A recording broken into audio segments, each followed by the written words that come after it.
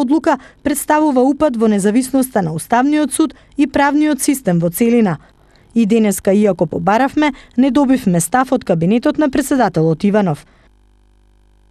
Од детската амбасада Меѓаши пак предупредуваа дека осудениците педофили се повторувачи на делото и затоа не смее да се овозможи нивно помилување. Дел од невладините организации обвинуваа дека судиите се некомпетентни и дека со својот кредибилитет не може да го штитат уставот на земјата.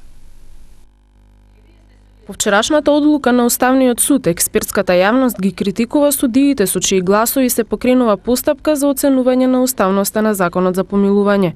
Познавачите укажуваат дека освен за изборни нерегуларности, сега на председателот ќе му се дава можност да помилува осуденици за педофилија, злосторства против човештвото или силувачи.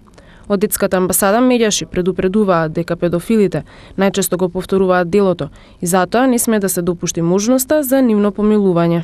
Секое помилување на вакви сексуални злосторници значи и директно соучесништво, затоа што тие во најголем број случаи кога се на слобода или подлежување на казната или кога се помилувани, се рецидивисти, го повторуваат делото, а с јасен став на првата детска амбасада во светот Меѓаши за секој повторништо доживотна казна затвор. Сметам дека уставните суди треба да го преиспитаат нивниот став и да ги разграничат делата и дека во најдобар интерес на детето секогаш треба да се фокусираат кога донесуваат одлуки. Хелсиншки комитет за човекови права вели дека Уставниот суд веќе неколку години не може да одговори на задачите за одбрана на највисокиот правен акт. По промена на составот, велат од Хелсиншки, 5 новоназначени судии имаат компрометирачки врски со власта и најчесто и носат такви одлуки.